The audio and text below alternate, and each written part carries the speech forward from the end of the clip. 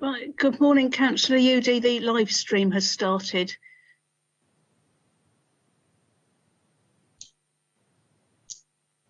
Over to you, Ben.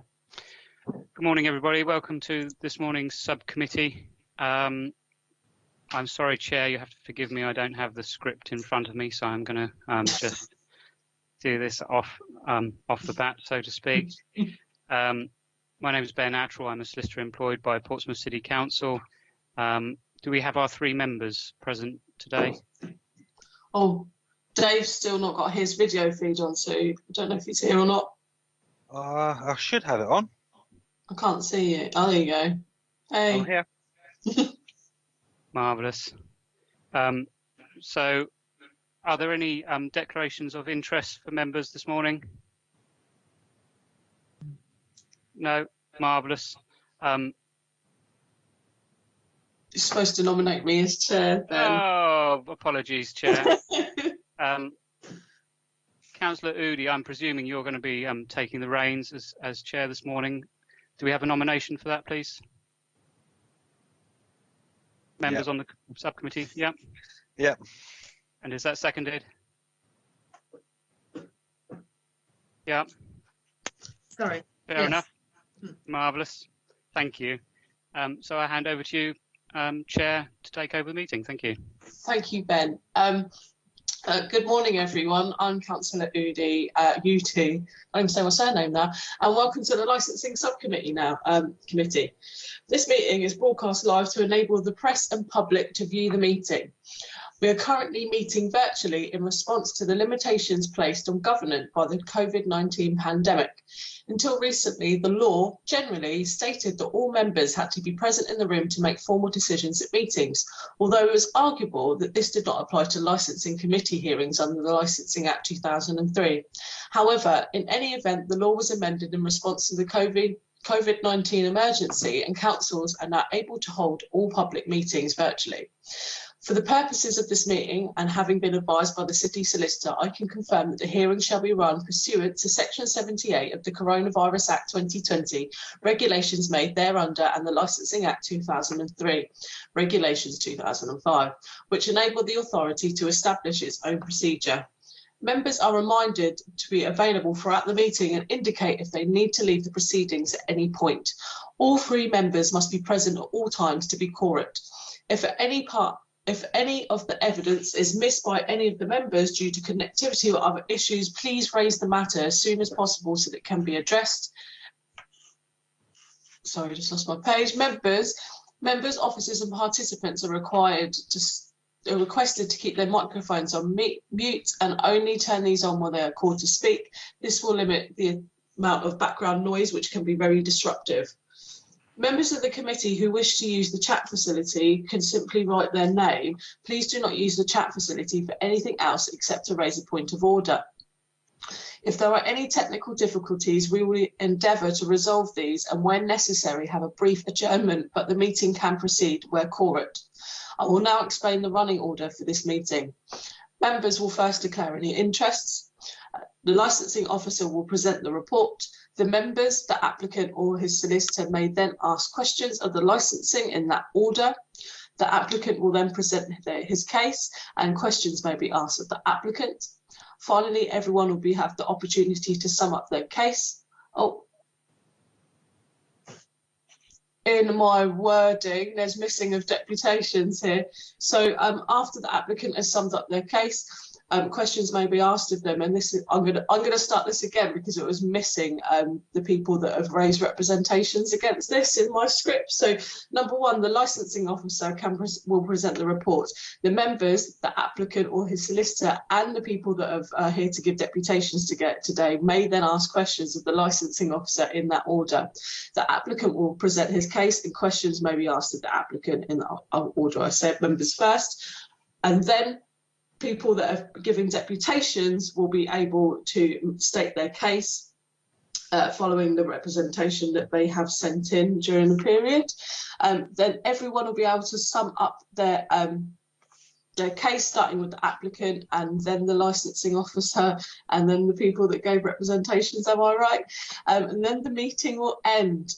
Members will meet privately for deliberations and reach our decision, which will be circulated to all parties as soon as possible. To reiterate, each party will have an opportunity to ask questions at the appropriate time and to make their own representation when asked to do so. Parties are reminded that representations are strictly limited to only those points that are raised in your respective written representations. You are able to expand upon these points but not add new. You can be assured that members have read the papers before, and as a result you are not asked to simply read your written representation. Right then, I'm sorry that that was a little bit was missing out of my script, but I'm hoping that it's all clear for you. I'd like to do introductions now. I would like to invite the members to introduce themselves. I will read your names out in alphabetical order. Please can you reply by stating your name and saying you're present. I will pause for a few seconds between calling each member. I call Councillor David Ashmore. Councillor Dave Ashmore, present. Thank you. And Councillor Linda Symes. Councillor Linda Symes, present. Thank you very much. Can I now ask the following officers to confirm they are present as follows? Ben Attrell, Legal Advisor. Ben Attrell, solicitor employed by Portsmouth City Council, present. Thank you. Thank you very much. Derek Stone, Principal Licensing Officer. Good morning, members. Derek Stone, present. Thank you. Anna Martin, Local Democracy Officer. Anna Martin, Local Democracy Officer, present. Thank you. I now ask the following if they are present. Mr. John Walsgrove, Solicitor for the applicant. Good morning, John Walsgrove, present. Hello. Mr. Steve Hudson, Operations Manager for the applicant. Hello, Steve Hudson is present, thank you. Hello, good morning. Morning. Mr. Dewhurst. Yeah, I'm present. Thank you very much. Mr. Owens. Yeah, good morning, Jeremy Owens, I'm present. Thank you. Mr. Spraggs. Yes, good morning, Andrew Spraggs, present. Thank you. And Mr. Yates. Yeah, good morning, Anthony Yates, present. Thank you very much. Ben covered this very briefly at the beginning, but I'll do it again. I will move on to declarations of interest. Do any members have any declarations that they would like to make? Councillor Ashmore? No. Councillor Symes? No. Thank you. I have no interest either. I will now move to agenda item 3 to consider the application for a premises licence, the Wellington and 62 High Street, Portsmouth, PO1 2LY. Mr. Stone, Principal Licensing Officer, please present your report. Good morning, members. This hearing is in relation to an application for the Wellington Public House, as you said, 62 High Street, Old Portsmouth. Members, you have my report before you, so I will not go through that in detail, but will summarise the situation and how this matter has come before you today. The application is made by TW Assets Limited. The Wellington pub is one of the oldest pubs in Old Portsmouth, and it was registered as the Wellington Tavern from a record I have seen as early as 1859, although I believe the pub to be much older than that. The previous premises licence was in the name of Wellington RITS Limited, and the director was a Mrs. Lorraine Lum. Wellington Ritz Limited became insolvent and was dissolved on the 10th of March 2020. Under Section 27 of the Licensing Act 2003, where a premises becomes insolvent, the premises licence lapses with immediate effect. If action is taken within 28 days, then the premises licence can be reinstated with minimal delay and expense under Section 50 of the Act. Members, I'm sure you need no reminding that around this time in March, due to the global pandemic, all pubs, bars, restaurants and many businesses were forced to close, with pubs and bars remaining closed until the 4th of July. Only when the Wellington reopened and the application was made to transfer the premises licence over into the new owner's name was it discovered that the premises licence had now lapsed. Had that not happened, the licence would have been changed in name with no alteration to any of the licence or the existing licence conditions attached to the licence. And members, you have a copy of the old premises licence at Appendix E in your bundle. As a result, a new application was submitted and the premises had to rely on temporary event notices to continue with limited trading days, pending either the automatic grant of the licence as applied for, or subject to valid representations, pending the outcome of a licensing subcommittee, which is how we are here today. The reason why we're here is because we have 4 valid representations which have been received from Mr Spraggs, Mr Dewhurst and Mr Yates, who live very close to the premises, and also from Mr Owen, who lives nearby. Members, you have those reps before you at Appendix C, so I will not repeat them. As you know, they're all present today and will address you in due course. Members, the applicant has detailed in the operating schedule the steps they intend to support and promote the licensing objectives. These include all windows should be kept closed whenever the premise is open to the public, and the licence holder taking such steps as are reasonable to recognise the rights of local residents and to encourage customers to leave quietly. Additionally, the applicant has agreed with the police a number of conditions with regard to CCTV, staff training, refusal logs and Challenge 25 procedures, with proof of ID for anyone under 25. You will see from the representation of Mr Spraggs that there's been some history over the years with environmental health and their engagement with the premises over reported issues. Without going into too much detail, I think it's fair to say that the previous dedicated premises supervisor perhaps did not help by failing to address these issues, and at one point in 2010 a noise abatement notice was issued at the premises in relation to noise in the rear garden and courtyard area, restricting its use after 10 o'clock at night. For reference, members, that DPS left the business in January 2019. You will see in Appendix D, Mike Thorne from Environmental Health has recently engaged with the premises, and an agreement has been reached with the applicant that the garden area or courtyard at the rear will not be used between 10 o'clock at night and 9 o'clock in the morning. Additionally, they have agreed to limit the noise from a compressor to an agreed level. Despite all these assurances and undertakings, those making representations still wanted the licensing committee to continue. Members, a matter that is still of concern is the extractor fan, which you will hear mention of, and Mr Walsgrove will advise you regarding this and how, in his view, this is not a matter for you to consider under this hearing. However, I can inform you that Environment Health are still engaged with the applicant regarding this extractor fan. I have seen email exchanges between Environmental Health and Mr Walsgrove, and this is work in progress to resolve. The applicant complied with the necessary provisions contained within Part 3 of the Licensing Act by way of public and press notification, and local ward councillors were notified. Members, you are required to determine this application once you've heard from all parties, and I've listed in my report at paragraph 5 what you must have regard to, the first and foremost being the promotion of the 4 licensing objectives. In my report, I hope I've given you some helpful guidance which will assist you in reaching your decision. I have advised Mr Spraggs, Mr Dewhurst and Mr Yates that, as in all licensing applications that go before a licensing subcommittee, that I draw your attention specifically to paragraph 11.1 and 11.2, which deals with the review of premises licence as a key protection for the community where problems associated with the licensing objectives occur after the grant or variation of a premises licence, and how that licence can be reviewed should that be necessary, together with what sanctions can be applied for and a review hearing. Members, I don't propose to say any more at this stage. I'm obviously available during the course of the hearing for any questions as they come up. So if I can assist you any further, I will. Thank you.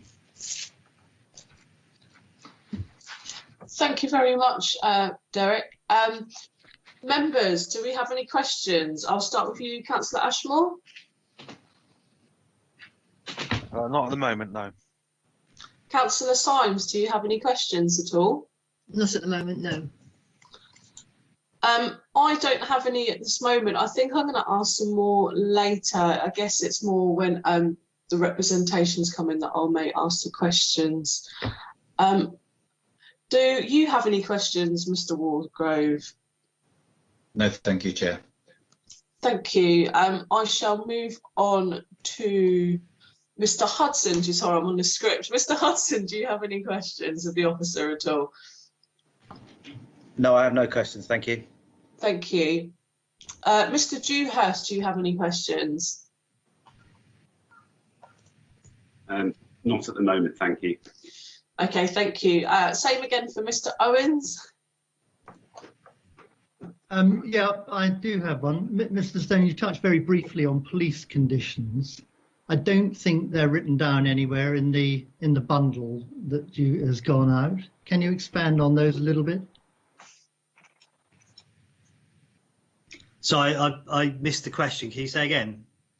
Yeah, I said you touched very briefly on police conditions.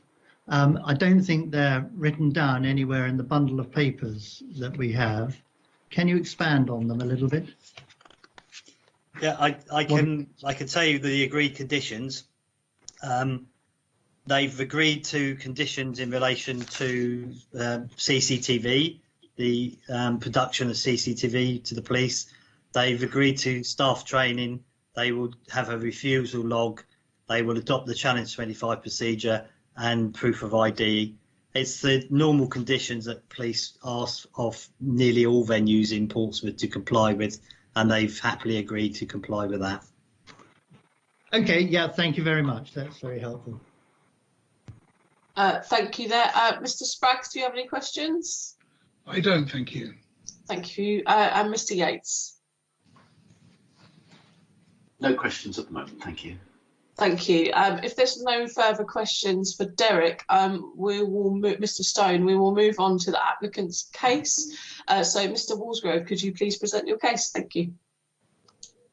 Thank you, Chair. As you heard from Mr. Stone, the Wellington is a very old pub, earliest records dating back to the 1850s, and obviously this public house has been there long before many of the residential properties were built around it. It is a difficult decision you've got because, of course, wherever licensed premises sit cheek in jowl with residents, there is a balancing exercise to do to ensure that both the premises can trade and have a successful business, but also that the residents have a reasonable, peaceful enjoyment of their properties. And what we're not saying is that there hasn't been a history of issues at the premises, and simply we just don't know. I can't comment on any of the history or any of the comments that have been put forward by residents prior to the premises reopening in July of this year, because that was under a different premises licence holder and DPS at the premises and ownership. So whilst we have every sympathy if those issues have arisen, we want to reassure the committee and those residents who are here that the premises will not be managed in that way. It will be managed professionally, and some of the issues that have been raised have already been addressed and will be addressed shortly, and I'll come on to that in a moment. If I could just draw your attention to page 31 of your agenda papers, that shows the plan of the Wellington. You may be familiar with the premises in any event, but you can see from that plan that in fact the premises is a pretty small establishment and has up to about 50 seats around tables and chairs. It's not a large venue, and it's certainly not what you might describe as a vertical drinking establishment. This is not about people coming in, cramming the place and trying to drink as much as they can through the week and on a Friday and Saturday night. It does do a good food offer, and that is one of the mainstays of the business. It actually attracts a good mix of the local community, residents of the immediate vicinity, but further afield into Portsmouth. The applicant, as you've heard, TJ Events Limited, that is operated by Tommy Ware. I'm sure you're familiar with Mr. Ware. He refurbished and reopened the pier. He's an experienced licensed operator within Portsmouth, and this morning you've met Steve Hudson, who's a consultant to Mr. Ware, and he too is a very experienced Portsmouth licensee, has run several establishments in Portsmouth. So you've got a good team behind this new venture. Just coming round to the application, obviously you've heard from Mr. Stone that in fact what should have happened was a simple transfer of this premises licence. Regrettably, the former premises licence holder's company became insolvent, and that automatically lapsed the premises licence. What could have happened was a simple transfer within that 28-day statutory period to bring the licence back to life. And on a transfer of a premises licence, the only party able to object to a transfer are the police, and they are only able to object on the grounds of crime and disorder, prevention of crime and disorder, and notably none of the residents have raised issues of crime and disorder. Their representations are about public nuisance.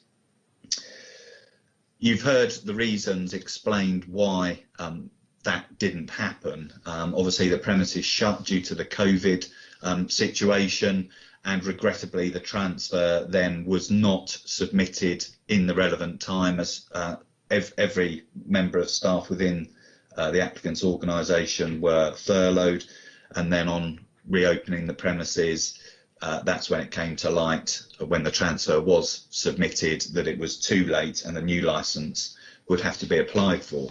Now the application itself is for the same licensable activities and for the same hours as the old licence. The difference is this licence will be better regulated. It's been modernised, if you like, with the agreement of conditions with the police, but also we included in the operating schedule those enforceable conditions on the old licence to go on the new licence.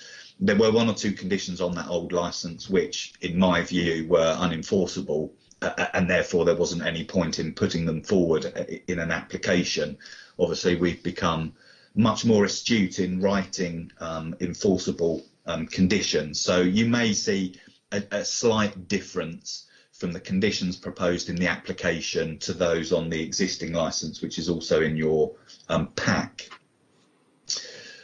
What I will say is conditions have been agreed with the police, which Mr. Stone has outlined for you, and also with environmental health, and that the two conditions there are set out on page 5 at paragraph 4 of your committee papers.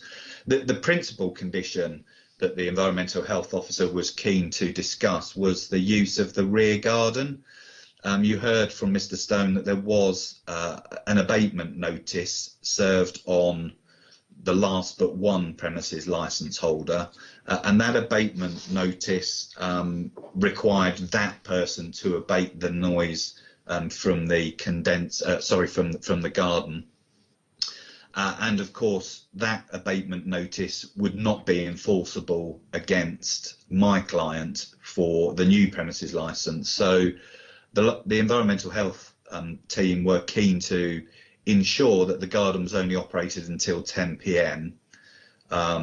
In line with that former abatement notice, and my clients have agreed that, and we say that is a significant concession on behalf of the applicant.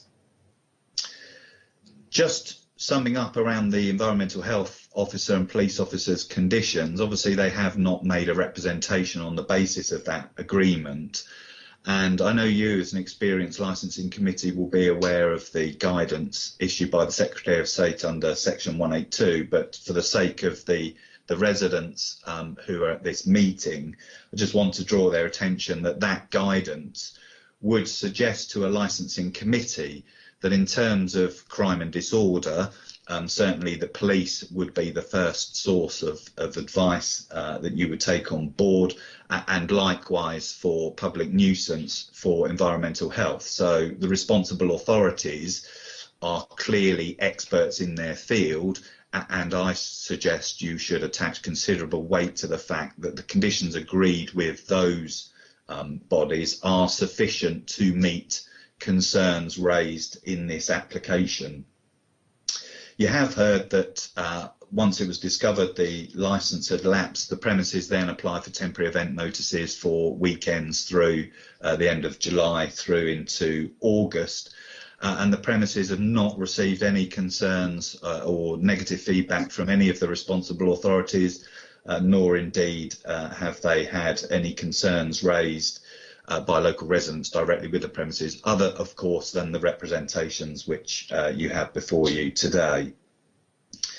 What I would refer you to now is page 7 of your committee papers, and Mr. Stone has summarised some of the paragraphs of the section 182 guidance, but in particular I'd draw your attention to paragraph 9.43, which is on page 7, and it says a licensing committee's decision should be evidence-based. And that's important because I would respectfully submit to you that everything I've said thus far is credible evidence on which you could base a decision to grant the new licence, and have confidence that the licensing objectives would be promoted, and that in balancing the needs of both the residents and the licence holder, should you grant the licence, that the activities, hours and conditions applied for are perfectly reasonable. Turning specifically to the residents' concerns, the first one I'd like to deal with is the issue of the extraction and the food odours.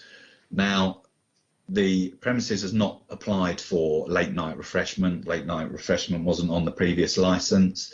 So if you didn't grant this application, if you didn't grant the licence, the premises could still trade.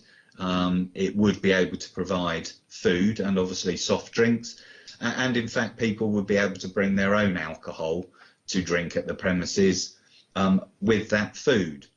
So the first point to make on that is it's far better to allow people to consume alcohol under the regulation of a premises licence than it is to let people bring their own alcohol to a premises. But secondly, the provision of food is not a licensable activity, and therefore my submission is that no condition should be added to this licence regarding those food odours or extraction.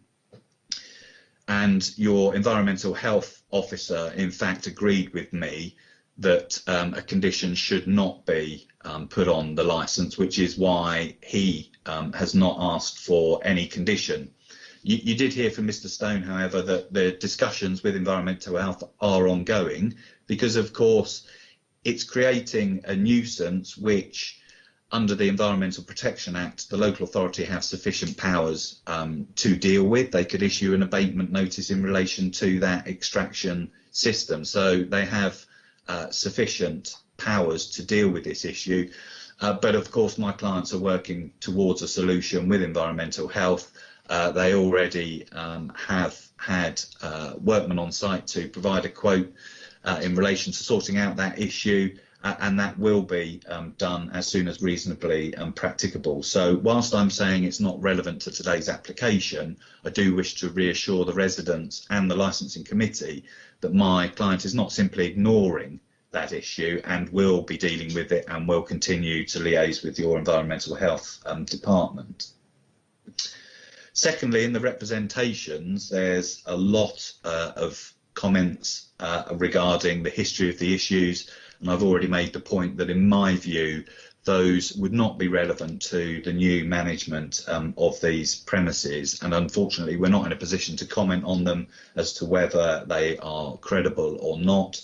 But what I would say is you can have confidence in this new management team under Mr. Ware and Hudson's leadership, that any of those issues before are not going to arise in the future. Obviously, one of the historical issues is the condenser, and that issue we say has been adequately dealt with the condition agreed with environmental health, a copy of which is in your agenda, and we say that is all that is required in relation to promoting the licensing objectives in relation to the noise nuisance from the condenser. The third matter raised, which I've already mentioned, was the garden, and again I say that the condition agreed with environmental health to limit its use between 9 AM in the morning and 10 at night is perfectly reasonable, and a balance between the commercial properties and residential properties. And then lastly, the issue of the waste has been raised, and again I say that those are historical issues. There's photographic evidence in the representations of rubbish outside the premises, but notably none of those are of the current premises, and you'll see in fact the colour of the paint on the premises are all different colours, and so they must have been taken over some period of years. And I would say that again is not something which you should consider today in relation to applying a condition to the premises licence. In an attempt to avoid this hearing, the applicant did offer to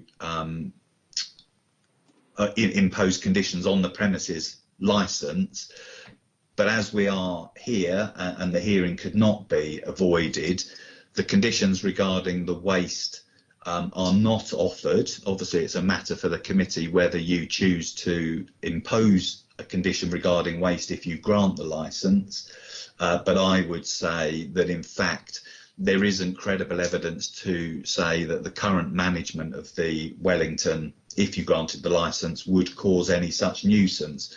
And of course the Environmental Health Officer again has not asked for any condition regarding waste.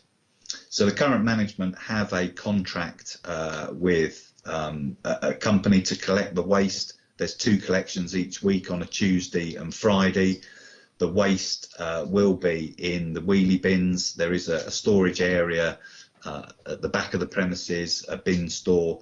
So once they will be put out on the Tuesday and Friday morning, once they've been collected, they will be immediately returned to that bin store area.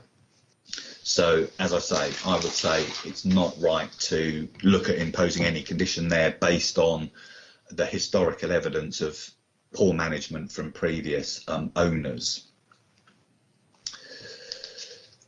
I do know from one of the objections, concern was raised about noise in the early hours of the morning, reference to some males and females. That was a member of staff. The management of the premises were aware that that member of staff had returned to the premises. It was closed. It wasn't open to the public. They should not have been there, and because of that gross misconduct, they have been dismissed from the property. So in terms of the issues raised, it is accepted that there were people at the premises later than the opening hours. It wasn't open to the public. It was a member of staff, and they did the appropriate thing and dismissed that member of staff. So just in summing up, on the basis of the operation of the premises under temporary event notices and the previous experience of the management team, I would invite you to grant the licence as we've applied for, with the conditions agreed with the police and with the conditions agreed with the environmental health, safe in the knowledge that should there be any issues in the future, then any of the residents or any of the responsible authorities can then bring a review, which is a quick and simple process to bring the matter back before a licensing committee to then consider what appropriate action they should take. So councillors, that's the representations on behalf of the applicant, but of course if you have any questions I'll only be too happy to answer them. Thank you, Mr. Walsgrove. I'd like to open up for questions from members. Councillor Ashmore or Councillor Symes, do you have any questions? No, not at the moment. Jinx. You covered the 10s, which I'd like to have asked about, because you've had that during the period that you've been reopened. So I don't think I have any questions at the moment. You've covered about the incident where with the potentially Class A drugs. I'll have to move on to Mr. Stone. Do you have any questions at all of the applicant?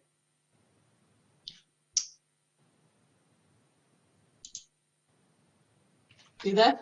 Rocky, do you have any questions? I saw you said no, but your mic's off, that's fine. I'd like to move to Just looking at the order of people in. Mr. Dewhurst, do you have any questions of the applicant at all? Yes, I do actually. Yeah, go ahead. In relation to the rubbish, the colour of the facade of the property has changed 3 times within the last month. So I'd just like to state that whilst it's been under the ownership or control of Tommy Ware, the colour has changed 3 times. And so I have evidence of rubbish out there over the last month. In fact, there have been wheelie bins out there all this week. I also contacted the council in July to say that... Is this a question of Mr. Allsgrove, please? Could you frame it as a question? Sorry. Yeah, I would like to say that I contacted Portsmouth City Council to say there was a problem with the rubbish. So please, can you tell me how you feel there is not a problem with the rubbish at the moment and that it shouldn't be taken into account, bearing in mind that you actually offered it up as a condition and for some reason decided to remove it? The offer of the condition was in an attempt to avoid a committee hearing because obviously my clients wanted the premises licence as soon as they possibly could. It's common in negotiations with either responsible authorities or residents to offer conditions as part of a mediation process, but on the basis that if those can't be agreed, then the matter goes to the committee and the committee determine what the appropriate conditions are. And that's exactly what I explained when writing to you all, to say that those conditions were only offered on the basis that you withdrew your representations, and that in fact all 4 of you withdrew your objections, otherwise those conditions would not be agreed. So that's that position. In relation to the management of the waste, I've set out what my client has said they are doing and the contract they've got with the company to collect waste on Tuesdays and Fridays, and that waste will only be put out for collection on those days.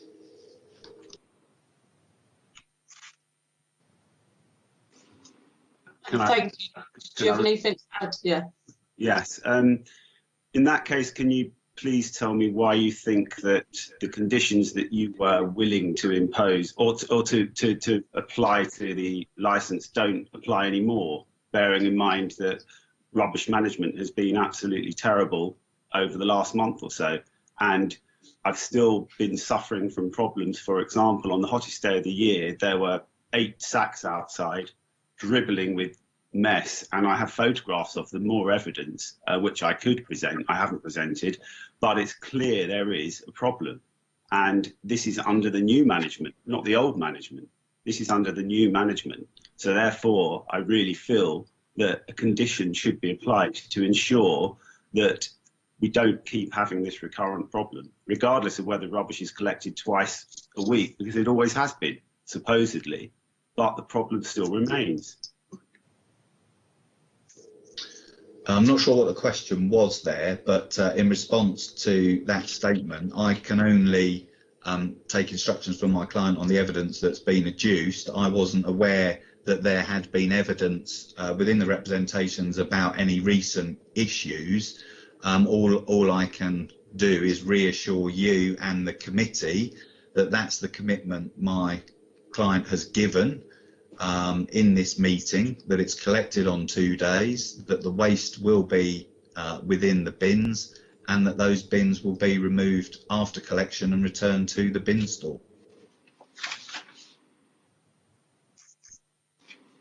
Mr. Dewhurst, do you have anything else to say? So you can assure me that the rubbish has been perfectly managed over the last month? Or please, can you assure me that the rubbish has been managed or hasn't been managed over the last month? Are your clients confident that they have been managing the rubbish well already?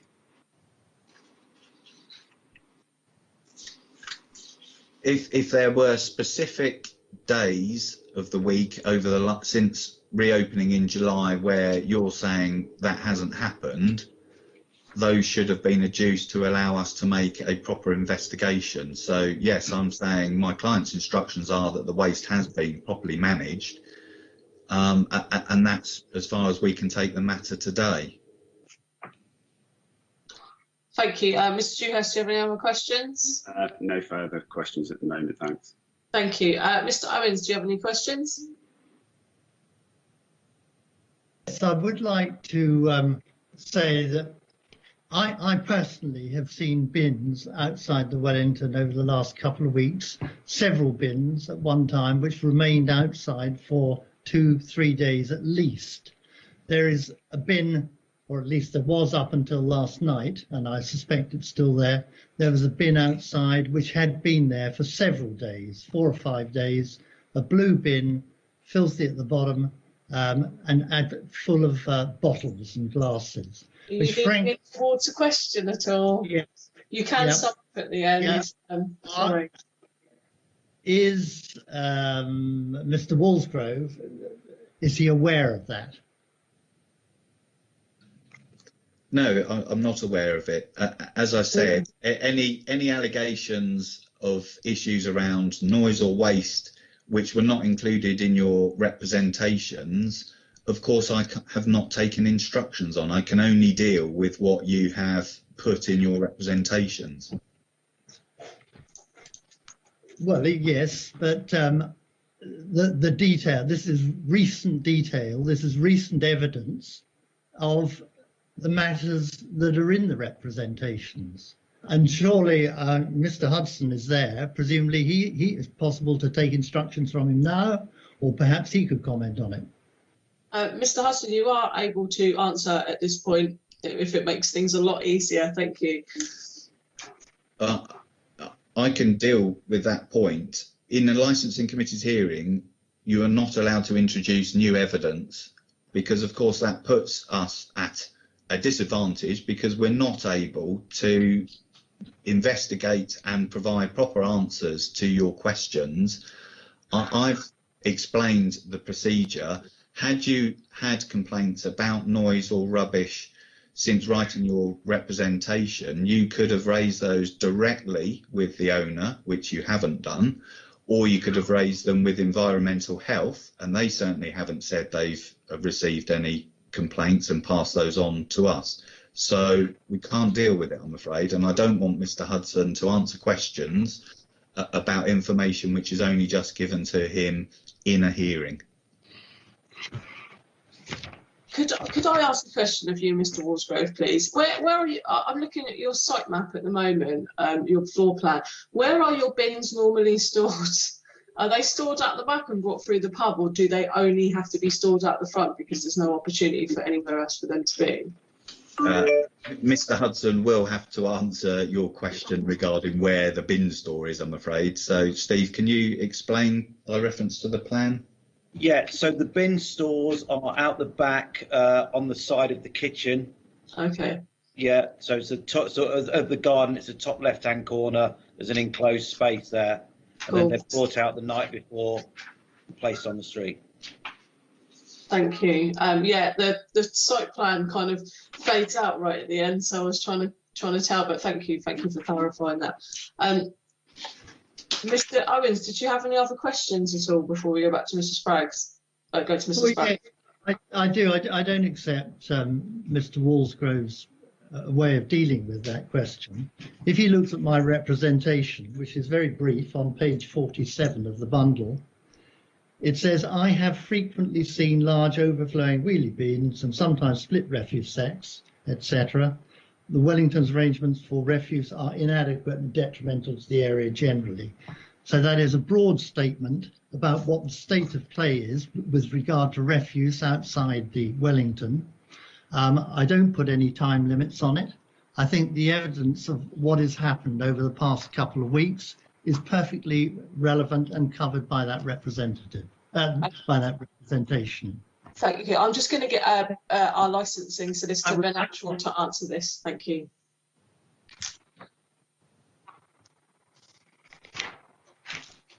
You there, Ben? Unmute yourself. Oh, sorry. Okay, I think I'm on now. Sorry, things are a bit slow. It's just taking a few seconds to kick in. My apologies, Chair. Yeah, I was just going to make the point that the issue of waste has been raised in written representations, and parties are enabled to expand upon their representations during the course of the hearing. I think, Chair, it's your discretion, but I think it would be appropriate for you to hear from Mr. Hudson as to what the position is, if you're going to make a proper determination as to whether or not you feel it's necessary to impose a condition requiring any particular action. Thank you. Yeah, I did make that suggestion that we should hear from Mr. Hudson, only because someone with first-hand experience of the rubbish going out would be more than plausible. Would members agree on that situation? I see you nodding, Councillor Symes. If possible, Mr. Hudson, I'd like you to answer. Thank you. What was the question you would like him to answer? Mr. Owens, it's more about the rubbish in the last month.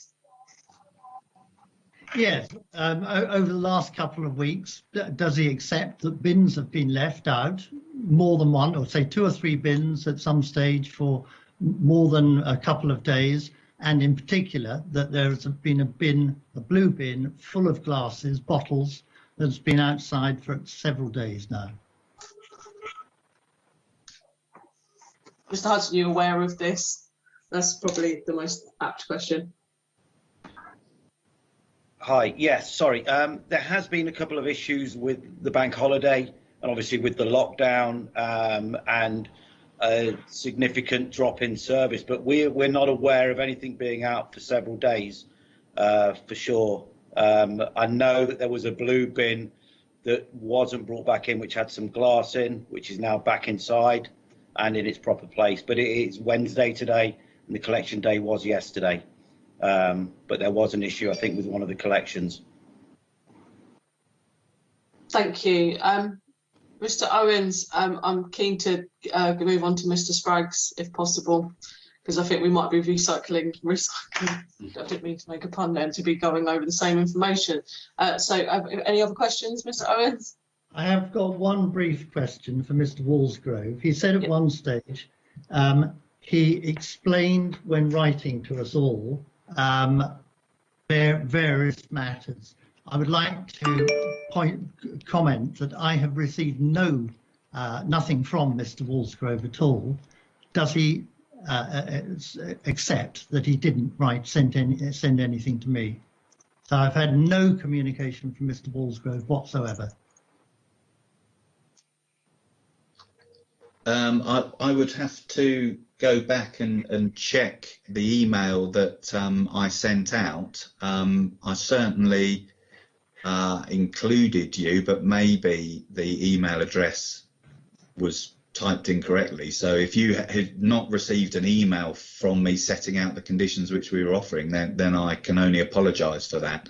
Obviously, we're on a live link and I can't make that check. But if you're saying you didn't get the email, then clearly something must have gone wrong with that. So I can only apologise. Yeah, okay, well, thank you for that. I have subsequently seen the email, and I note that curiously, although it forms part of the story, it's not included in the bundle. Is there any reason for that? That might be a question of Mr. Stone, perhaps. Rocky, if you're there, maybe. Derek, are you there? Yeah, sorry, Claire. Oh. You keep dropping out, but I'm listening to on an earpiece and it's slightly behind. So, okay. What was the question? Mr. Owens asked about the conditions that were sent to the residents. Why wasn't that featured in the bundle pack? Yeah, what's the question again? Sorry.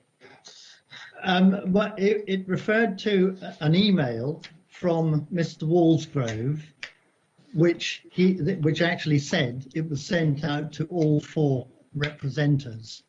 I pointed out that I never received it. I have subsequently seen it, but I noticed that it's not been included in the bundle, although it forms part of the very, very much part of the story here. I wondered why it hadn't been included. I can't comment on that, Chair, unfortunately.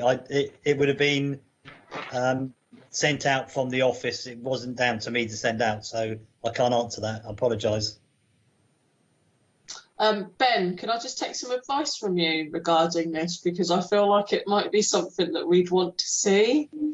Yes, I can't see there's any particular issue unless Mr. Walsgrove has an objection to the subcommittee seeing. Oh, clearly all the other parties have seen this document with proposed conditions in order to mediate. And I think as long as the subcommittee understands the nature of the document and the reason why it was drafted in the terms that it was, i.e. in order to try and mediate and settle the matter without the necessity for a hearing, and considers it in that manner, then the subcommittee ought to be able to see it. But unless Mr. Walsgrove has any specific objection. I don't have any objection, just a question of how we sort that out, really. If you email it to the three councillors, I think we all have access to our emails, is that right? I definitely have access to mine here. Do you, Councillor Symes? Yeah. Councillor Ashmore, do you have access to your email? I do. We can keep the stream going and we can take like a 5-minute adjournment just to read the email very quickly. Is that an agreement right now? If you're able to send it out quickly? It'll take me a little longer than 5 minutes because I have to log into all my records are on the computer. I don't have any paper records, so I need to find the email. And as you can imagine, in this case, there were a good couple of hundred emails. But I can find it and I can send it, but it may take 5 minutes or so just to send it. Mr. Stone, do you have access to it? Would you be able to email it round quicker, or would you perhaps be able to read out the conditions that were put forward? Is that I can probably find it within 5 minutes, and it'll be helpful if I can log off and log back on again, because I keep losing your voices and what's being said. So give me 5 minutes and I'll send it round to the councillors. Okay, perfect. So shall we say 10 minutes adjournment then, perhaps? Sorry. 10 minutes, sure. Councillor Symes just wants to... No, that's great. I need to get my computer's running low, so that's good. That's fine. Could you CC in Ben Attrell in that email as well? Just to say that the live stream is still running, so everyone please be on mute, or maybe you're allowed to turn off your cameras during adjournment, but please be aware. 10 minutes, what are we on? 10:50, 11 o'clock. We'll be back with cameras on. Thank you. Perfect. Well, okay, I'll see if I can put up the adjournment slide. Thanks for that.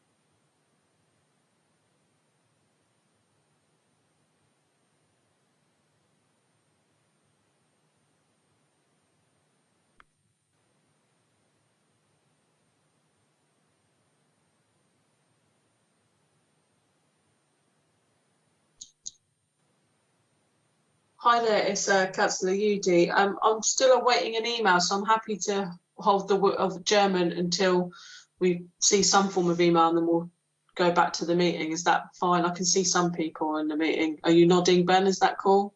Cool, thank you. Councillor Udy, I did find the email and I forwarded it to Derek, so hopefully you should have it to forward on to you. Thank you.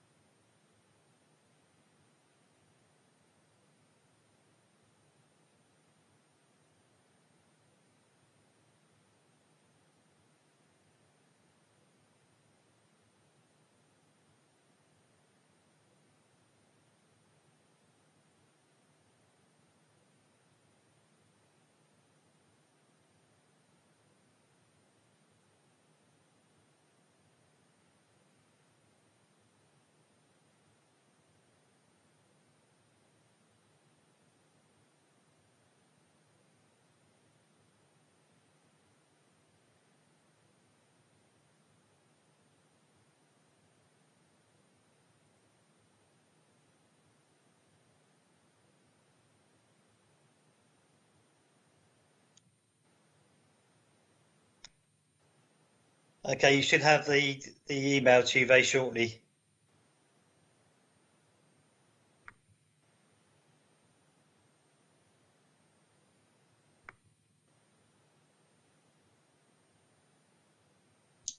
I've got it, thank you. Likewise, I've got it now. I'm reading through it. Thank you.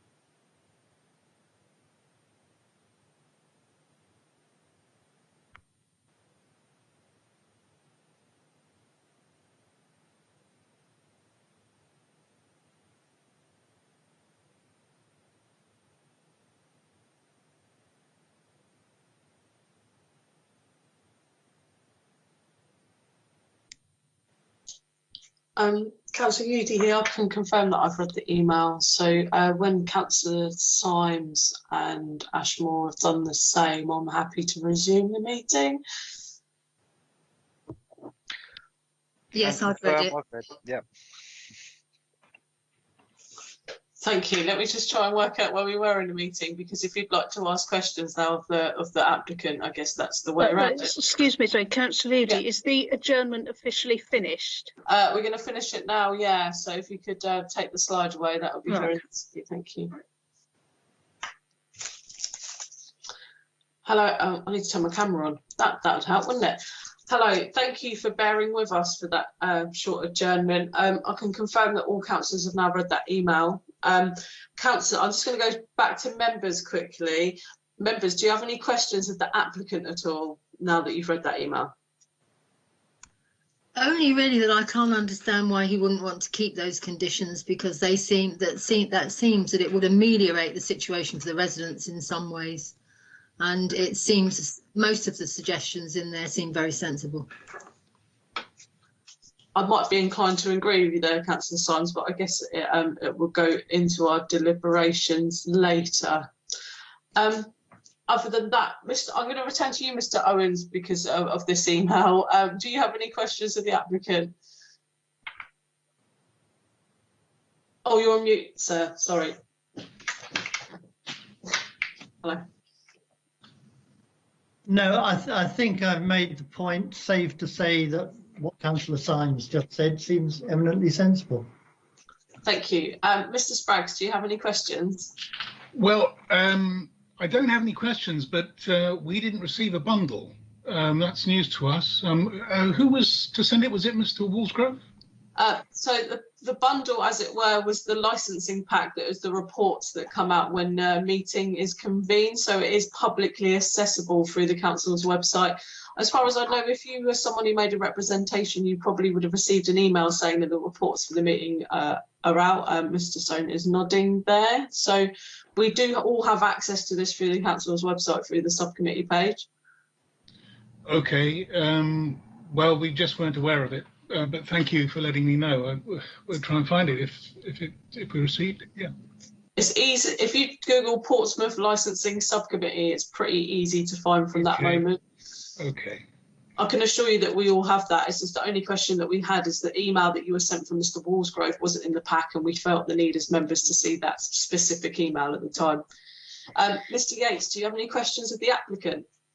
Well, I'd like to ask Mr. Woolsgrove if he's aware of any connection between the previous licence holder and the current applicant, because I'm not convinced that there is a change in the controlling interest in this licence application. This was suggested in an email from John Woolsgrove in paragraph 2. He says, my client acquired the premises a few months ago. It's actually 1 year and 4 months ago. And this covers the entire period of the main disturbances that we've all put up with. A search of the public record of Companies House indicates a very strong connection with TW Assets and the RITS, as mentioned in Wellington RITS Limited of the lapsed licence.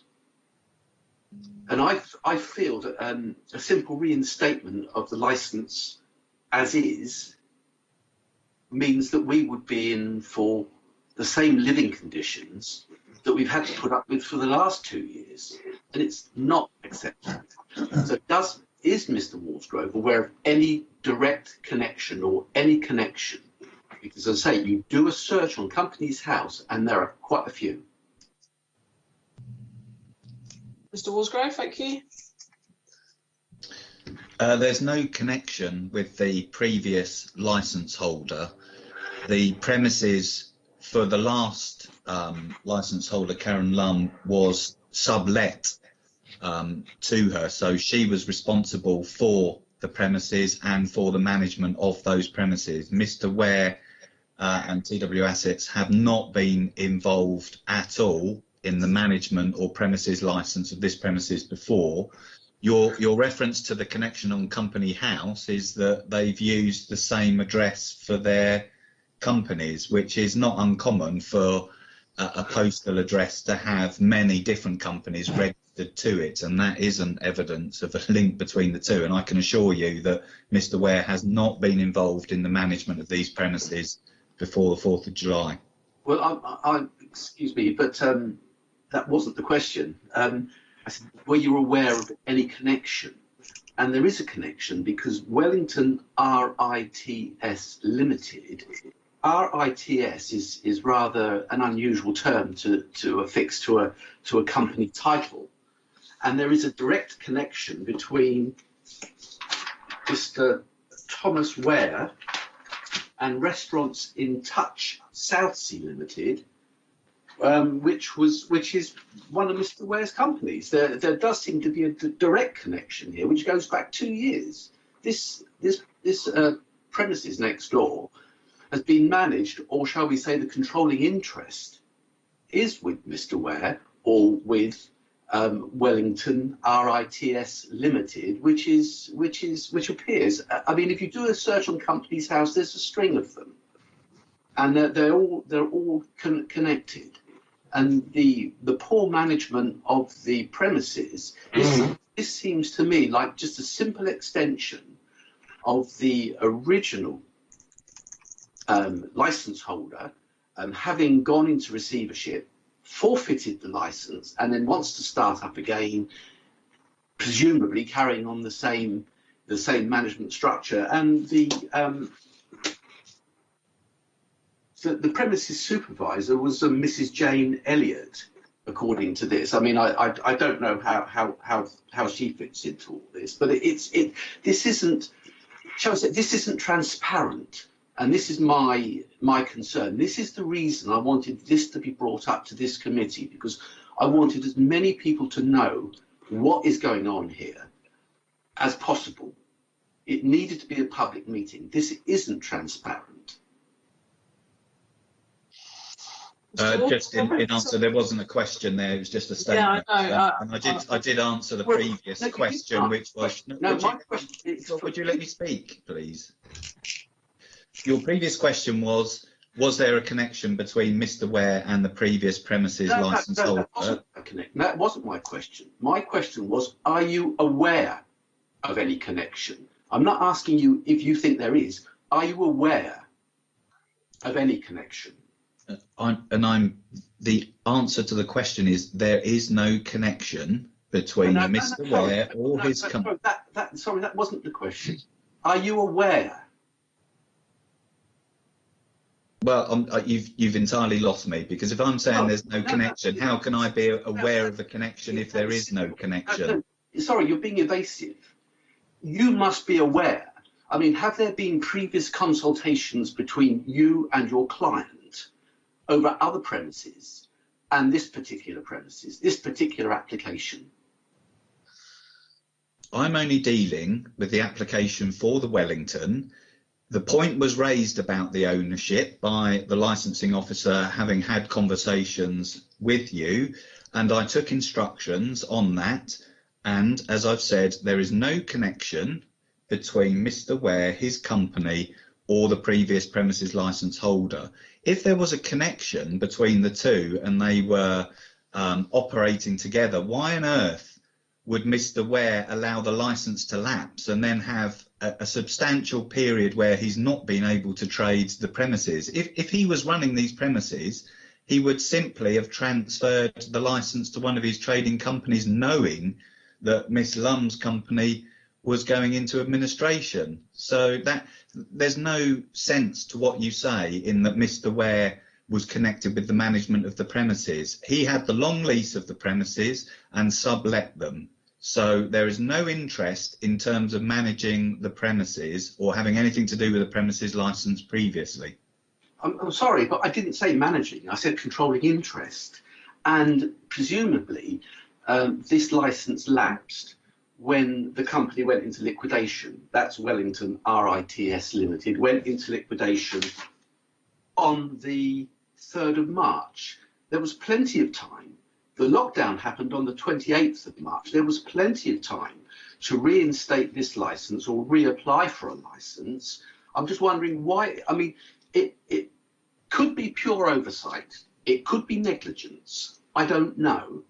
But I'm afraid my question to you was, have you had previous negotiations with Mr. Ware or any of his companies regarding premises or license applications before this one? And are you absolutely saying that there is no connection between this current license application and the previous license holder? So in answering the second point, yes, I am saying that. In answering the first point, I dealt with Mr. Ware's application for the licence for South Parade Pier.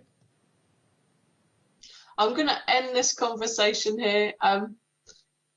At this point, I think we've gone over a lot of points. Ben, do you agree with me at this point? Yes, and I think it's important for the subcommittee to understand that Mr. Walsgrove is not a witness before the subcommittee. He's a legal representative. He's not providing evidence to the subcommittee as a witness, and there really ought not to be cross-examination. I think between the parties, the residents feel that there is some connection, and it appears that there is some connection insofar as Mr. Ware had a leasehold, but what Mr. Walsgrove was telling the subcommittee was that there was no actual control over the premises at the relevant time, and therefore ought not to be considered a connection in terms of actual management or control or oversight of licensable activities at the premises. Mr. Walsgrove, is that how you see the situation? That's exactly right, and in fact is the situation across hundreds of licensed premises in Portsmouth, where the ownership of the pub has nothing to do with the people that have the premises licence. Yeah, and I mean, you see it with large chains, Chair, where the premises licences may be held for hundreds of premises, but that doesn't necessarily mean that the company is actually involved with the day-to-day running of the premises. You also have situations where you have shadow licences, where there may be 2 or more licences for the same premises, where a person may own the freehold or have some legal interest in the buildings per se in terms of the premises, and wish to protect their position in terms of safeguarding a premises licence. That doesn't necessarily mean that they are then also concerned with the running of the premises on a day-to-day basis. They just have a separate legal interest that kind of floats above. So it's not an unusual situation, is what I'm saying to the residents, and I don't think the subcommittee should draw too much on the particular point that's being raised, but obviously it's a matter for you, members. Thank you. Mr. Walsgrove has his hand raised. Did you just want to clarify a point? Thank you. It was just to add, your legal advisor mentioned shadow licences, and in fact that is the position at South Parade Pier. So Mr. Ware applied for the new premises licence to get the premises up and running, and then he has sublet various units on South Parade Pier. So, for example, the Gaiety Bar is not managed or has anything to do with Mr. Ware. That is somebody else who holds the premises licence in their name. It's exactly that situation. So, in relation to the Gaiety Bar, whatever is happening at the Gaiety Bar in terms of its management and its premises licence, currently it has nothing to do with Mr. Ware, but he does have a shadow licence. So should that tenant become insolvent, the same situation we got at the Wellington would not arise, because he has that sort of licence where he can step in, but he did not have the shadow licence at the Wellington, and obviously in hindsight that's something that he should have done. Thank you for that. I'm going to ask members if there are any questions, because I might have a question for the applicant, Mr. Hudson, at this point. Councillors, any questions for the applicant before I swiftly move on? No, thank you. Could I ask a question of Mr. Hudson? In your role as operations manager, are you DPS of this venue, and are you going to be managing like on a day-to-day basis, or are you managing multiple properties and there'll be a separate DPS or manager at the premises? Yeah, there is a separate DPS I oversee sort of 4 or 5 venues for Mr. Ware, but there is a very experienced DPS going in there by the name of Carl Inman, who's got over 20 odd years experience, including 10 years experience with Young's Brewers as an auditor and a sort of a troubleshooter to go around. He's a very mature gentleman, like I say, who's got vast experience in the catering trade and will be excellent in the venue. I think that's it for questions of the applicant now. So now we'd move on to the other person's case. So we'll start in order that I've received things. So Mr. Dewhurst, I'd like you to talk about your representation that you've made. I need to reiterate the point that you can expand upon points that you've made, but you can't bring up new information because it's unfair to the applicant and the rest of us here. Please maybe keep it more brief, and we're welcome to ask some questions after that. I'll just find your and I want to reiterate the point that we've received your representation, so we know what you've said in advance as well, but thank you. Okay, I am going to make a quick, a statement. So first I'd like to say that I'm grateful to have the opportunity to put forward my representation. A key point I'd like to emphasise is that the Wellington pub is situated in an unusually close proximity to the surrounding homes. Indeed, the pub garden, described by the pub as its hidden garden, is hemmed in all round by tightly packed residential buildings. Consequently, noise coming from the pub, and in particular its garden, very significantly affects those living in the homes around it. So in order to achieve a fair balance between the operation of the Wellington and the rights of the residents, it is especially important that the issue of noise should be fully understood and carefully addressed with appropriate conditions. This should do much to develop and maintain a good relationship between the Wellington and its neighbours, which we are keen to achieve. Now, I'd like to mention that we've made efforts to mediate. Following our written representation, there was an exchange of correspondence initiated by Mr. Walsgrove, in which he offered certain conditions, but omitting any reference to the all-important issue to us of closing times. We welcomed much of what he offered and agreed to his suggestion to have a discussion with Mr. Hudson, the bar manager, but in the event we heard nothing further until we followed up the matter with Mr. Walsgrove, only to be told that it was no longer possible to meet. We were prepared to continue efforts to mediate, but unfortunately the applicant was not.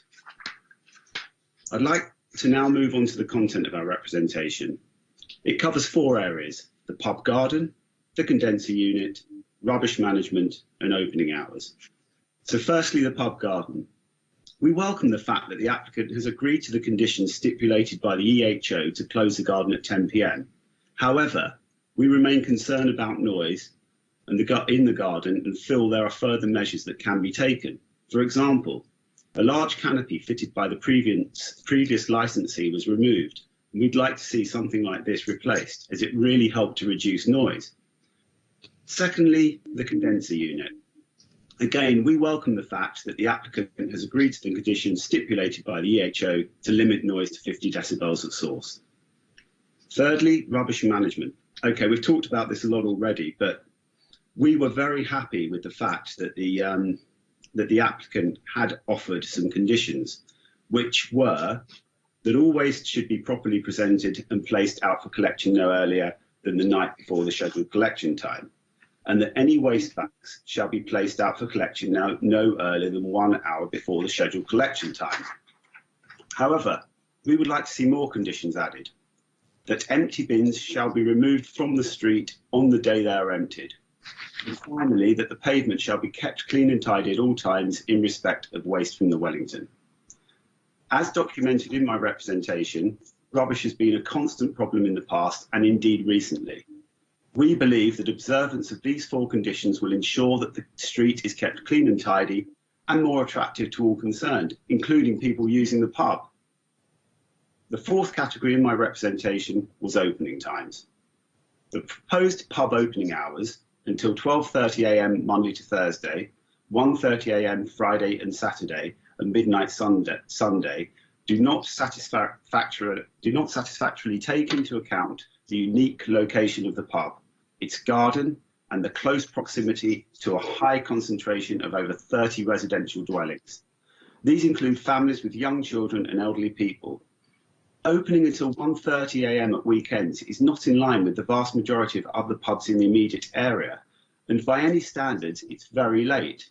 Staying open so late is likely to attract customers from other local pubs that have already closed for the night, and the later a pub stays open, the greater the noise problem becomes, and it's unfair to local residents, especially young children and older people, to be subjected to this. John Walsgrove has stated that anything relating to the old licensee or license is no longer applicable. The old license is dead, and it's not a case of simply rolling over the old opening times into this new one. This is the time for us to actually be able to talk about it, and we urge the committee to bring closing time forward by at least 1 hour across the week. That's 12:30 Monday to Thursday, 11:30 Monday to Thursday, 12:30 Friday and Saturday, and 11 o'clock Sunday. We feel these would be fair and reasonable timings, and I hope that it can be taken on board by the committee. I'd like to also refer to the Licensing Act, which clearly states that the licensing authority should focus on the effect of licensable activities at the specific premises on persons living in the area around the premises, which may be disproportionate and unreasonable. It is our submission that the matters which we have raised, noise nuisance in connection with the very late opening times, noise emanating from the garden, and inadequate control of refuse are all matters which have a disproportionate and unreasonable effect on persons living in the area, and that appropriate conditions, such as we have proposed, should be stipulated to avoid this. Thanks for taking the time to listen. Thank you very much for that. So, members, do you have any questions on reflection of that? Only to ask, you talk about 30 residential properties. Do you know if they're like-minded? Have you spoken with them? Is your representation in some way respecting their views as well? Well, in as much Ben's put his hand up. Sorry. Just to clarify, we ought not to be sort of delving into that territory, unfortunately. Written representations have been received from those parties that are here today, and they're really the only ones that can actually make any representations to the subcommittee. So it wouldn't be admissible even if you went down that path. Thank you. Sorry. Any other questions, Councillor Ashmore? No? You can shake your head, I can see you on the screen, it's fine, you don't have to unmute. Mr. Walsgrove or Mr. Hudson, do you have any questions of this representation? No, thank you, Chair. Right, thank you. We'll go on next to, as my list, Mr. Owens. Thank you. Well, my representation was very short and concerned only with the rubbish outside the pub. I've listened carefully. In fact, I had a sight of the proposals that Mr. Dewhurst was going to make before this meeting regarding conditions for refuse. They seem very sensible to me. Two of them are what the applicant had suggested in the first place. The other two just take it a little bit further and can hardly be regarded as onerous in any way at all for a manager who is running the pub in a proper manner. So I would associate myself totally with that proposal for the conditions regarding refuse. Thank you very much. Thank you. Members, questions? No? Mr. Walsgrove? No, thank you, Chair. Okay, then next up, please, Mr. Spraggs. Good morning. I've lived in Battery Row for 27 years with my family. I was born and educated in Portsmouth and love my city. Over recent months, my family have noticed changes going on with our neighbour. The Wellington Public House, the we feel that the pub is no longer supporting the 4 licensing objectives. I must tell you, I don't enjoy making complaints, but I hope you'll consider some of the difficulties we endure and offer some solutions. An example recently was Saturday the 18th of July. Music began playing at around 6 p.m.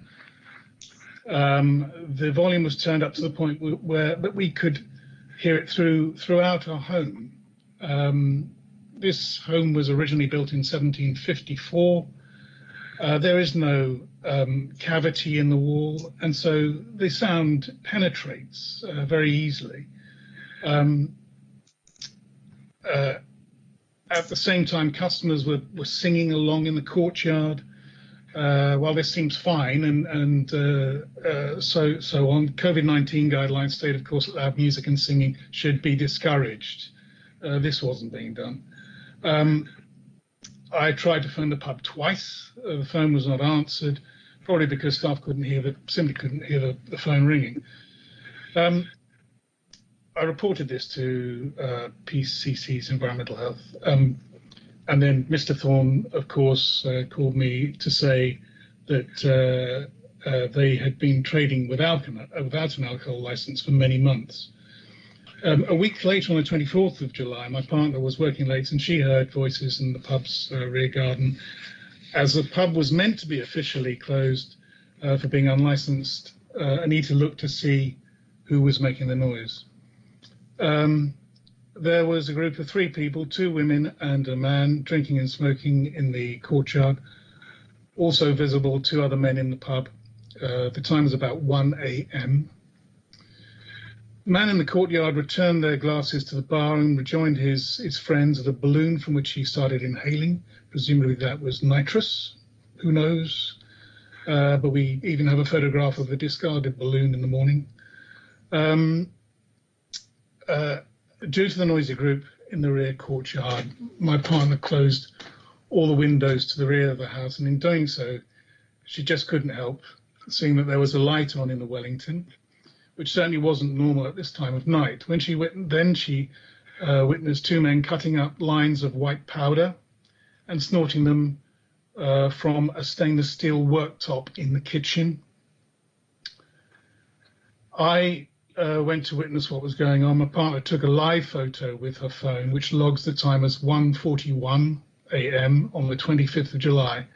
And it shows quite clearly one of the men leaning into the kitchen stainless steel work surface with a black straw in his hand, and then rubbing excess powder off the work surface as he leans back. The quality of this photo is pretty good, not terrific, but it shows some movement, and I think we all know what was going on there. The time was 2:22 a.m. Also possible was I have another photograph which proves that the lights in the bar were still on at 2:22 and so on. We were disturbed again at 2:30 a.m. as the music in the pub was put on very loudly and was turned off some minutes later. I tried phoning 101 and PCC's Environmental Health. The message to the Environmental Health Department was about 2:50 a.m. We went on to log the incident with the police website at 3:30 a.m. and we heard an unidentified male neighbour shouting to the group, "Shut the F up, it's 3:30 a.m. The people in the rear courtyard disappeared into the pub. For the benefit of the committee, when you enter the Wellington Public House, there are 2 doors. One leads to the pub's B&B rooms and the other leads to the pub bar. Presumably these doors have different locks for security reasons. It follows that one of the group of the 5 people at the rear courtyard on the night of the 24th, 25th would have been a key holder at the pub. This illustrates a total disregard of the licensing objectives and the lack of respect for neighbours. I know my evidence doesn't meet the required beyond all reasonable doubt, but it does meet the balance of probability that the event took place. The men in the kitchen weren't cooking, and they had no right to be there as members of the public. If they were, you say there was a member of staff. However, they certainly weren't cooking or working. When the pub, and this is all when the pub was officially closed. Moving on to another subject, the Council's Environmental Health Department have years' worth of complaints about cooking smells from the Wellington. In 2007, an engineer identified the current extractor system as not fit for purpose. PCC has also said that the unit has no planning consent, so it is illegal. The Council's environmental health team have recently recorded the smells as the worst they have ever smelt in the city. So why is this piece of equipment still in use and not condemned? We are simply unable to vent our home when the kitchen is cooking. I would therefore welcome definitive action about the system, because clean air surely is not an optional policy objective. It's a fundamental human right. I know that the Council have written to object to a possible extension on the top of Fontenoy House, a block of flats behind the Wellington, because of the potential loss of amenity to future occupants on the terrace over 20 metres away from the Wellington's illegal extraction system. But the windows of my home are only 3 to 4 metres away from the extraction system, and ironically, the Wellington's B&B bedroom windows are even closer. In terms of new restrictions on the Wellington's alcohol licence, I'm aware that the Council has asked for action on the pub's loud condenser, and they have negotiated a 10 p.m. curfew on the use of the rear backyard. And I thank Mr. Thorne of PCC's Environmental Health for this. I also note that the applicant has kindly made an offer through his solicitor to allow me to repair my house wall that the previous Wellington landlady damaged and refused to allow me access to make necessary repairs. While I welcome this offer, I would have preferred to have been present. I would have preferred not to be present today to describe the recent events at the Wellington. In 27 years, I've witnessed various managers trying to expand the Wellington into something it's not. It is a small, traditional, local pub in a densely developed part of Old Portsmouth. It should be restored to this to achieve some balance between the pub and the local community. And I know this has already been discussed.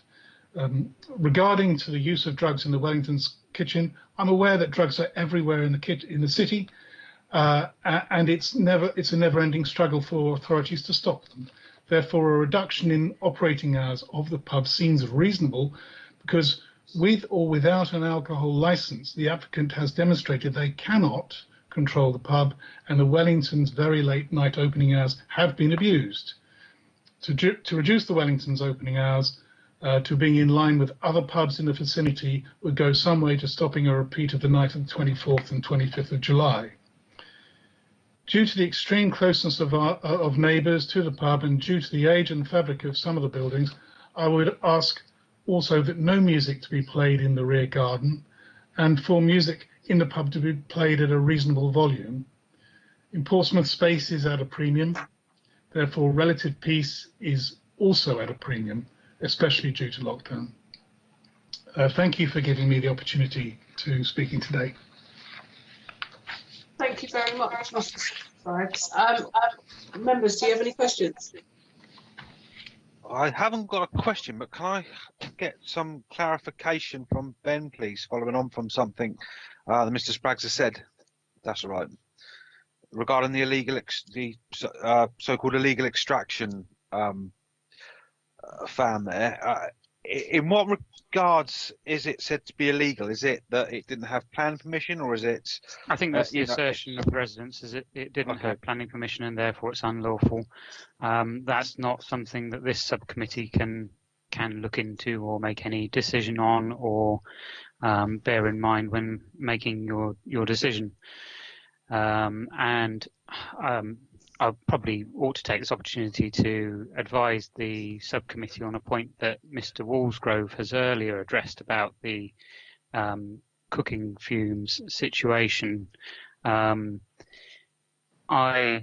have considered the point quite carefully, and I do agree with his take on the law insofar as cooking at the premises, given that they're not undertaking late night refreshment and therefore there's no licensable activity taking place, and could, as he states, could take place irrespective of any grant of a license today. And therefore, I would say that the cooking, smells, and extractor fan issue ought not to be taken into consideration when you're making your determination today.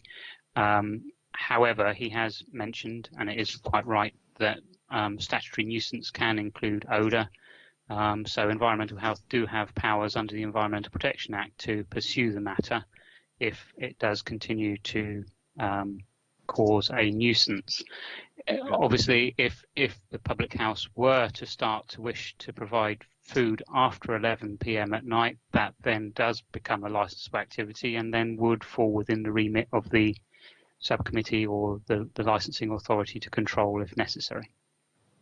Okay, so we can't decide on that here about the extraction fan, but residents have got action they can take through environmental health measures if they so wish. Indeed, my understanding is that the applicant is actually now engaging in meaningful, ongoing discussion with environmental health and the residents to try and resolve the matter, and that's how it ought to be resolved, not by any form of decision today, unfortunately. Okay, thank you. Chair, I see there are a couple of residents' hands. Mr. Dewhurst. Sorry, I was speaking and obviously didn't hear it. I was saying, Mr. Dewhurst, I see that your hand is raised. Would you like to just quickly say something? Yeah, only that in the licensing authority clearly state that when considering a license, that if there is any issues caused by noise or smell, that this should be taken into consideration when deciding on a license. So it clearly states in the Licensing Act that smell can be part of the problem. So why in this case? It's not in this case because it's not a licensable activity in this instance. As I said, it can be if food, hot food, so food above ambient room temperature is served after 11 o'clock at night, it then at that stage becomes a licensable activity and requires a license, and therefore falls within consideration of the Licensing Act. If it's before 11 o'clock at night, it's not licensable, and there is no regulation through the Act. So the subcommittee has no power to consider or impose any particular conditions or restrictions. Mr. Spraggs. Yes, thank you, Chair. I just wanted to say that we understand that it is an illegal build, but it was never built adequately anyway. It's not tall enough. The top of the chimney actually spews out fumes only on our second to third floor, and we go to 5 floors here. And that's really what I was saying. Sorry, I might make a point that this is mainly for planning enforcement and not for licensing, I'm afraid. I would urge you to contact them if you think this is the case, and they will be probably best to advise. Isn't that right, Ben? Yeah, absolutely. And also just to reiterate that it simply isn't something that the subcommittee can consider today. If the pub were to be granted a license and in some point in the future decided that it wanted to serve food after 11 p.m, then it would have to apply for a variation to its license, and it could be addressed at that point in time. But at this stage, it's not something that the subcommittee has any power to consider. Okay, well, thank you very much. I've got a raised hand. I've got Mr. Yates to speak next anyway. Sorry, was it Mr. Owens wanted to say something there? Someone's got a hand up on my screen. No, not Mr. Owens. Mr. Spraggs. I'm losing names. Just as Anthony, I'm afraid. Just as Anthony, not your full name there. So. Yeah, sorry. Yeah, regarding licensable smells, does that include cigarette smoke? Because the cigarette smoke does occur. Yes, I don't think cigarette smoke has been raised in any written representation. Do correct me if I'm wrong. I did raise it. You did. Okay, yes, fair enough. because the cigarette smoke is so closely linked to the consumption of alcohol, there is a very clear nexus between one and the other. It does more generally fall within consideration of the licensing committee. So conditions could be imposed in relation to smoking if that were deemed to be necessary and proportionate. Thank you. Representations. Have we just left with Mr. Yates? Is that correct? I was working through the list alphabetically after everyone started talking it through me. So, Mr. Yates, would you like to present your representation? Right, I'll keep it brief. I'll try. Thank you. And I won't get emotional. I was born in Portsmouth from a naval family. I've been here for 62 years. I moved to Battery Row about 15 years ago. And I'm immensely proud of our city. And I'm also immensely proud of what the City Council have done in Old Portsmouth. When I moved here 15 years ago, Old Portsmouth was a bit run down with the odd bus depot and so on. And Portsmouth City Council have spent millions of pounds down here getting it right. And it does attract the tourists, and it attracts visitors from all over the country as well. And as I say, I'm immensely proud of it. But over the past couple of years, I've become very aware of the deterioration of the conduct of patrons, the cleanliness and the disturbances caused by the management or as a result of the lack of management at the Wellington. And this is why I was making the point earlier about the continuity of old management and new management. Mr. Atwell's points being noted, of course. Now, my email of the 11th of July 2020 makes it clear about the unacceptable way in which some of the patrons of the pub have behaved. I've had my house urinated on from people from the pub, and I know it's from the pub because I've returned the beer glasses. I've picked up beer glasses from outside of the pub. I've picked up beer glasses from the ornamental trees outside Mr. Dewhurst's house and returned them to the pub. I walked past the pavement, and the pavement has been absolutely festooned with cigarette ends. And the pavement is also stained with spilt beer and whatever else comes out of a bottle. This happened, of course, before lockdown. Now, like the other members here, I've got one window at the rear of my property, and I rely on this to ensure that fresh air blows through the house. When I have this window open and the pub is trading, my house is filled with the noxious cooking smells from the pub. And the layout of the buildings nearby form an enclosed quadrangle. The fumes from the pub's ventilation system discharge into this space, and this seriously impacts on the air quality, and something should be done about it or stop it altogether. The pub garden also, as I mentioned earlier, the pub garden also causes problems from the often raucous jeering and raised voices, the drifting cigarette smoke and the continual drone of the ventilation appliances. I have to shut the windows to get any chance of getting any sleep. All the problems I've mentioned will be exacerbated by the fact that TW Assets have applied to reinstate the licence. And this allows for licensable activities until 1 o'clock, with the closing, obviously, or throw-out time at 1:30. I feel it's inappropriate given the total residential, I feel that it's inappropriate given the totally residential location of this pub and the confined position of the pub garden to allow this licence to be just simply reinstated as stands. If anything, the use of the pub garden should be further restricted. And thank you for listening to me today. Thank you. Thank you very much. Members, do you have any questions arising from that? No, I can't see you, Dave. No, thank you. Mr. Walsgrove, do you have any questions at all? Mr. Hudson? No, thank you, Chair. Right then, I don't think I have any questions. I have a question of Derek Stone, if possible, coming in before we start summing up a late question. I do apologise. Derek, pubs in the vicinity like the Dolphin and stuff, quite close, or even is it the Buckingham down the road, that the ones who've been serving all that food during lockdown? Could you tell me what their licenses are for booze, please? I can. Do you want me to go through all of them, or the ones? Yeah, basically all in the vicinity of. I just want to know times. Okay, so Duke of Buckingham. Yeah. They open from 10 till 00:30 in the morning. Alcohol up till midnight. Yeah. Dolphin, is that Monday to Sunday?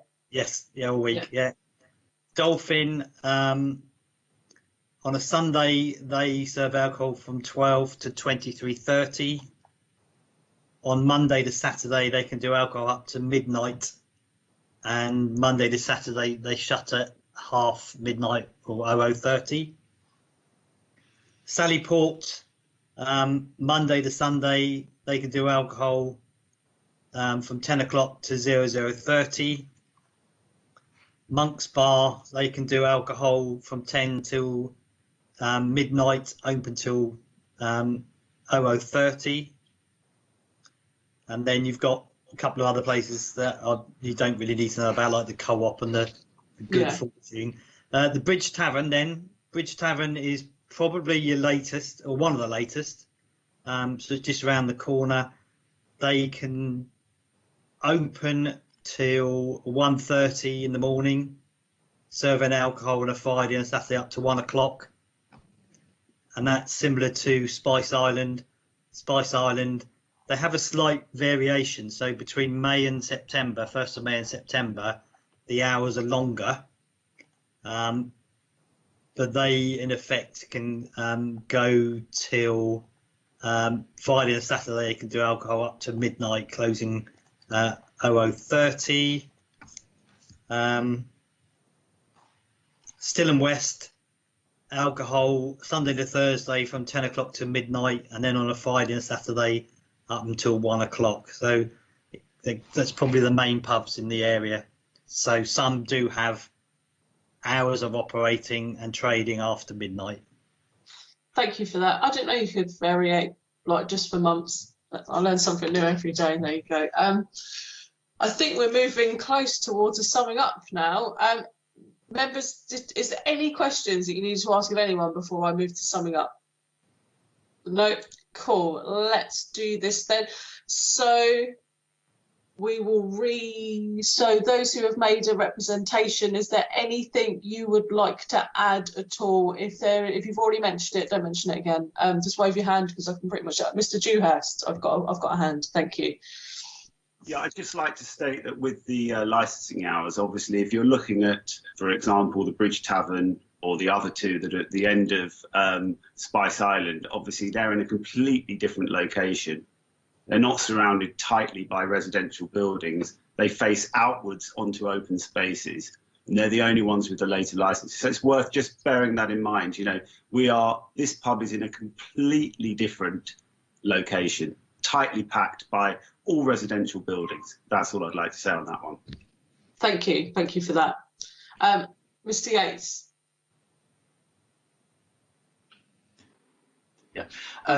Yeah, and on that point, if the other pubs in the area, like the Still and West and the Bridge Tavern, turn out earlier than the Wellington is due to close, what's to stop everybody turning up at the Wellington to finish off their evening's drinking if the Wellington's hours extend beyond those of the other local pubs? Thank you. I'll keep that in mind when we make our decision in a bit. In that case, I will move on to Mr. Walsgrove. Is there anything you'd like to add? And it goes the same for you, Mr. Hudson, if you'd like to sum up, please. Yeah, I'll just briefly sum up and pick up on that last point about the hours. The premise is the Wellington has had those hours for the last 15 years, and if there'd have been any evidence of late night revellers coming from other bars to the Wellington, then those would have been included in the residents' representations and evidence given. But what they've said is there is a likelihood that that may happen. They haven't said that it has happened in the past. And so it isn't the case that such a small venue as the Wellington, and you've seen and heard, in fact, from a local resident, that it is a small traditional English pub, is not going to be attracting drinkers late at night. It hasn't done in the past. It didn't do under the temporary event notices that the new operators have had, and it wouldn't happen in the future. So you do have to consider the nature and character of the premises. In relation to the history, as I've said, this is a new management, despite what has been said. It is under new ownership and new management, and with the conditions that have been offered, none of the responsible authorities have raised any other concerns, and it's their view which I ask the committee to attach the greatest weight to. Obviously, we're here as the applicants, and we're bound to put our best foot forward and tell you everything's going to be fine, and likewise the residents, in protecting their interests, are going to raise issues of concern. But what the responsible authorities do is in effect sit in the middle and provide an objective analysis using their expertise, and the conditions that are agreed are the ones which we say are the only ones which are appropriate and can be added to the premises licence should you grant it. So finally, the issue of being able to raise a review, the residents can raise a review at any time, and there has been one back in 2009 where I understand. Did it just disappear? Did that just happen? Is that a yes, Mr. Walsgrove's disappeared? Because I can't hear him. Am I back again? Yeah. Yes. How much did you hear and not hear? Only about 5 seconds worth. I guess you saw everyone's face at the same time. Oh, no. I apologise. I'll try to speak quicker then to cut it down even more. The point I was making right at the beginning of my summing up was that the premises has had the hours that it's applied for the last 15 years, and all the other local pubs have had their late night hours. If there was a scenario where people were going to search out the Wellington for a late night drink, it would have happened already, and residents would be able to adduce evidence that it has happened in the past that there are late night issues with people coming to the Wellington later in the evening. What they've all said is that it could happen. It's likely it might happen. Well, it hasn't happened. Not when the licence was in place, and not when the temporary event notices have been used in the last couple of months. I stress that it is under new management. I know the point's been raised that it's not, but it absolutely is. And the reassurances given in relation to the food smells, which, as your legal advisor has said, isn't relevant to you today. My client understands the importance of that and is in discussion with environmental health. So please don't think that because you don't get to make a decision on it, that it's not something which is being acted upon by my clients. It is. And likewise, the conditions agreed, we say, are the most appropriate. In relation to waste management, we did offer conditions to the residents with a view to avoiding a hearing. As it went to a hearing, none of them withdrew. It's a matter for you whether you think conditions are appropriate to deal with the waste issue. It's within your discretion. It's not a case of offering conditions. You've heard the evidence. You'll make your own decision on that. And lastly, the point about the review. It is a very important point to make, because that's when the government brought the Licensing Act in, that's why they said a light touch could be applied to businesses, licensed premises, because it's a quick and easy process to bring a review. And the residents have heard the assurances given today. They will know what conditions, if you grant the licence, are on the licence. And it wouldn't be difficult for the matter to come back to a committee in a short period of time within, it's 28-day consultation with a hearing a couple of weeks after. So within 6 weeks of any issues arising, the matter could be back before you. So it puts my client on trust. So all the things they said they're going to do and how they're going to manage it we're giving you those assurances, and the purpose of the review is to make sure they stick to that good management of the premises. So attach all the weight, I would say, to the fact the responsible authorities have assessed this application objectively. They have proposed conditions which the client has agreed to, and we say the licence can be granted for the hours and with those conditions and no more. And we'd like to take the opportunity, obviously, to thank the committee for their time and also to reassure the residents that although no meeting took place before this hearing, given that hearing was already fixed and the timescales involved, that Mr Hudson is more than happy to meet and discuss any of the issues following this meeting, particularly in relation to the issue of the condenser and the food smells, which are ongoing matters with environmental health. So thank you, councillors. Thank you very much.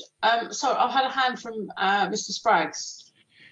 Yes, thank you, Chair. I just wanted to say I don't agree with Mr Walsgrove. Unfortunately, I cannot take that anymore because we're on summing up, and I did give everyone an opportunity to speak but it's as a result of his last. But I can't allow discussion after he's summed up, I'm afraid, because we're all finishing now. Obviously, there was opportunity to present during the meeting, and I do apologise for that. But honestly, everything that you have said during this meeting will be taken into consideration when we make our decision. I assure you of that. Mr Hudson, did you want to add to that, or are you happy just keeping Mr Walsgrove with what he said? Cool, I can see you shaking it. Mr Stone, would you like to sum up? I have nothing further to add. You'd be pleased to know. Okay then, I've got the final bit of my script here. I'd honestly like to thank everyone for coming along today. This concludes our formal meeting. What happened now is the members of the committee, along with the legal advisor, will now meet for their deliberations on a separate Microsoft Teams chat, and we'll make our decision. And the decision will be sent in writing to all parties today, if at all possible. I imagine it'll be by the end of play today. It's 12:05 members. I'd really like to make a hot drink and have a comfort break. So shall we say 12:15, 12:20 to come back to deliberate on the next meeting? Yeah. Cool. Thank you. Thank you very much, everyone. And sorry, Anna. Yeah, I was just going to say, I'll stop the live stream now, shall I? Yeah, it's all done. Thank you very much. Right, I can't do that now. Thanks once again, everyone, for turning up. Thank you. Have a nice afternoon. Thank you, everyone. Thank you. See you later. Bye-bye. Bye. Yeah. Well, it came to a